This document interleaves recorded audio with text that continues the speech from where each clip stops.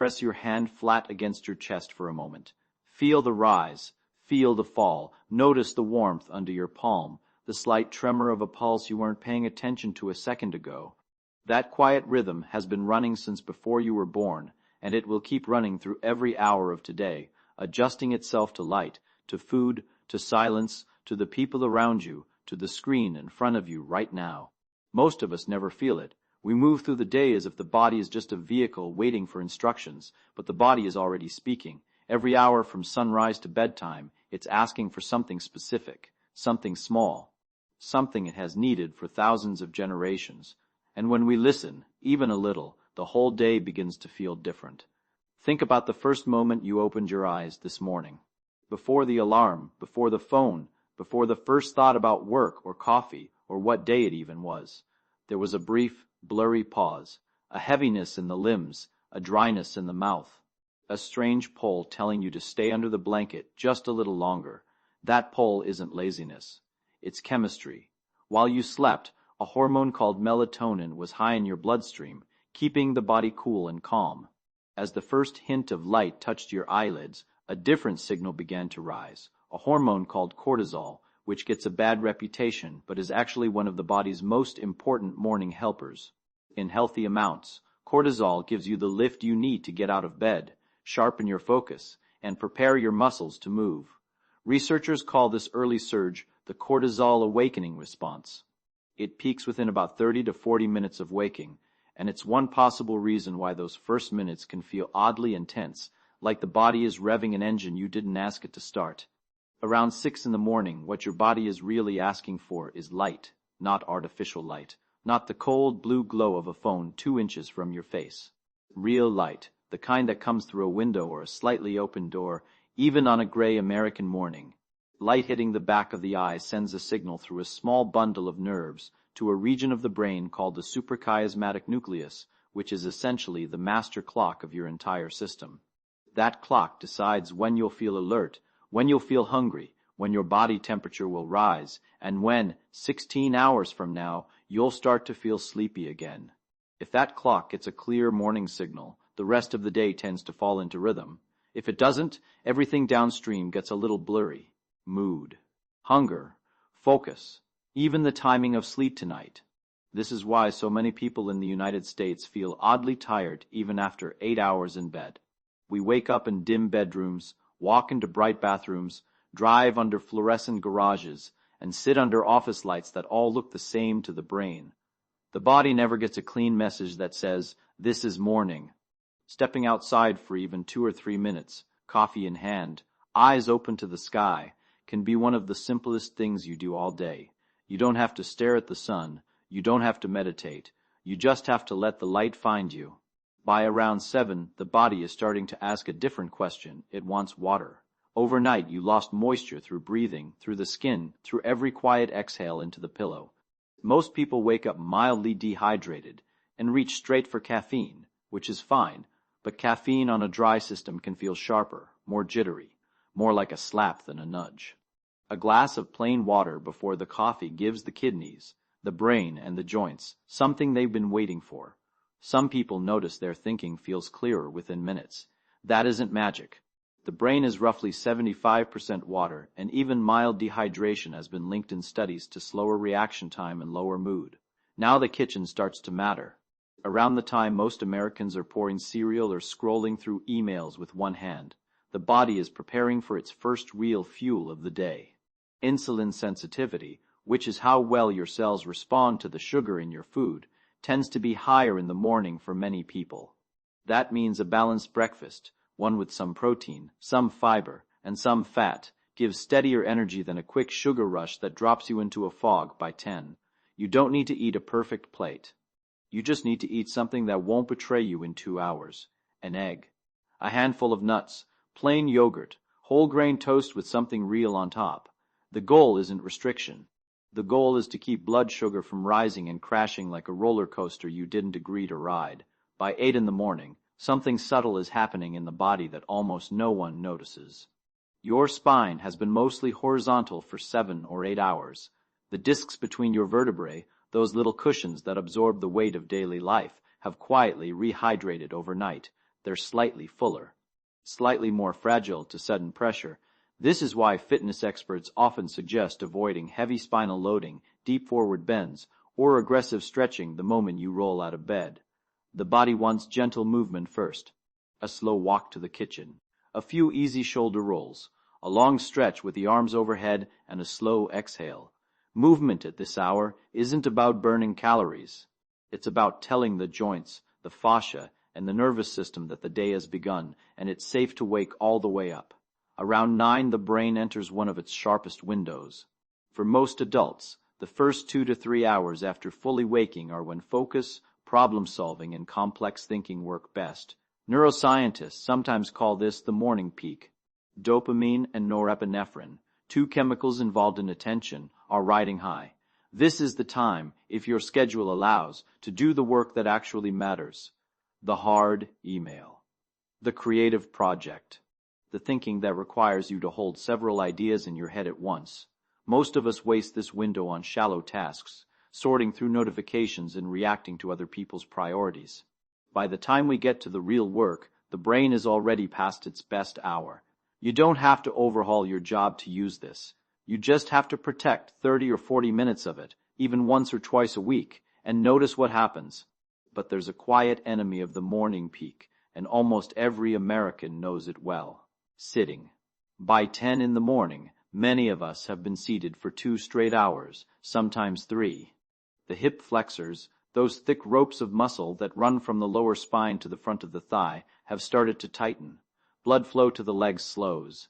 Lymph, the fluid that helps clear waste from your tissues, moves mostly through muscle contraction, which means when you don't move, it doesn't move either. Research from large workplace studies has linked long uninterrupted sitting with stiffer joints, lower back tension, and even short-term dips in mood and concentration. The fix is almost embarrassingly simple. Stand up every 30 to 60 minutes. Walk to the window. Refill the water. Take 1 phone call standing instead of sitting. The body isn't asking for a workout. It's asking for permission to be a body. Around 11, the morning cortisol begins to settle. The first wave of energy starts to soften. This is when many people reach for a second coffee, and there's nothing wrong with that, but it's worth knowing that caffeine has a half-life of roughly 5 to 6 hours in most adults. A cup at 11 is still partly active in your bloodstream at 5 in the afternoon.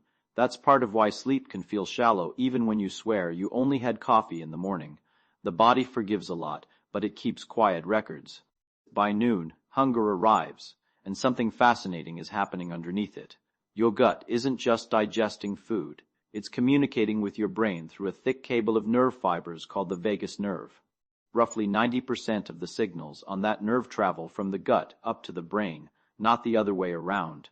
The food you choose at lunch sends a message that influences mood, energy, and clarity for hours afterward.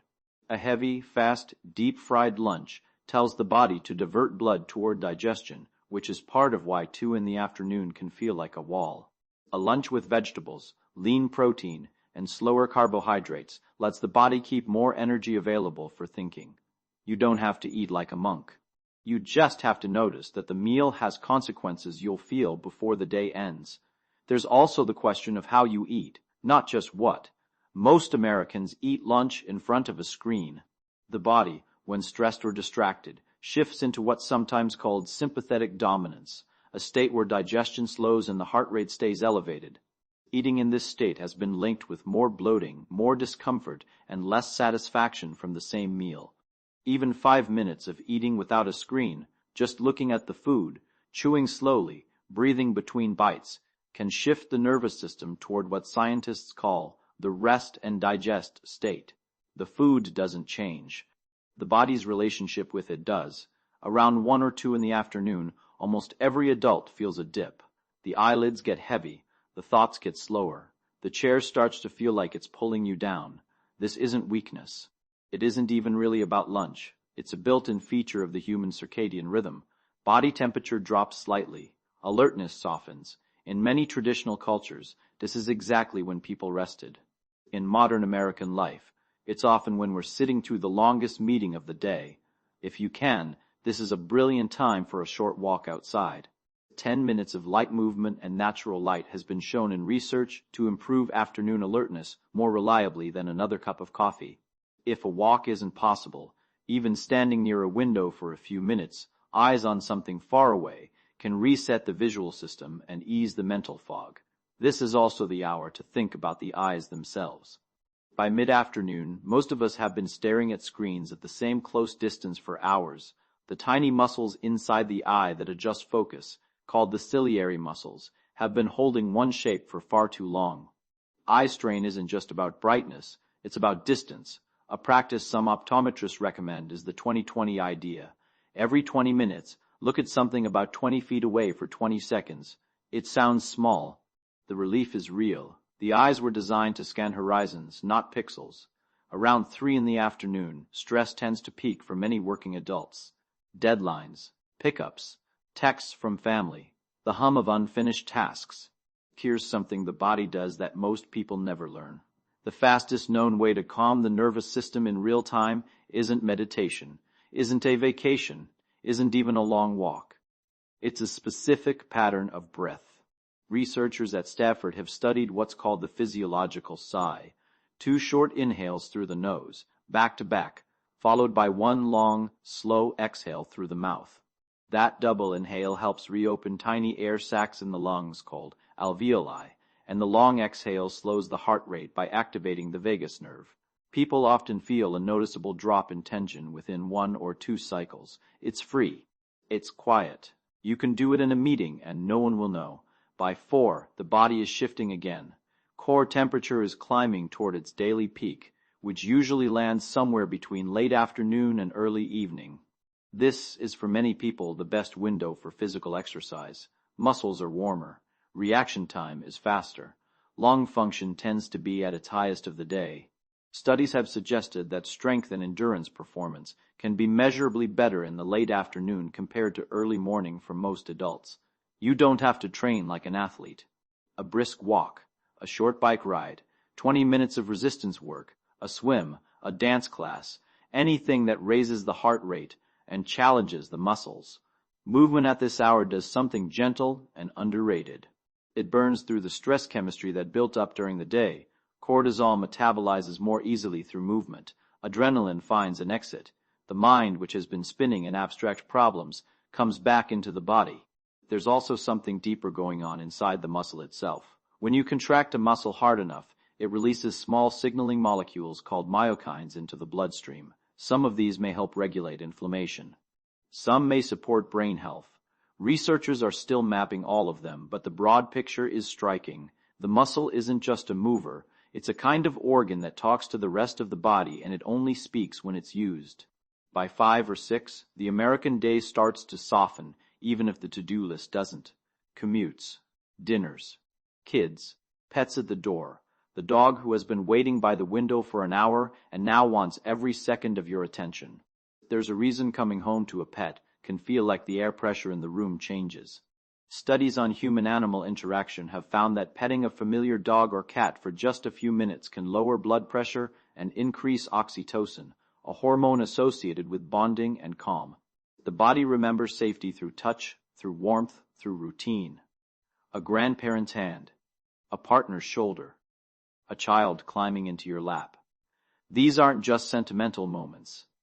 They're physiological events.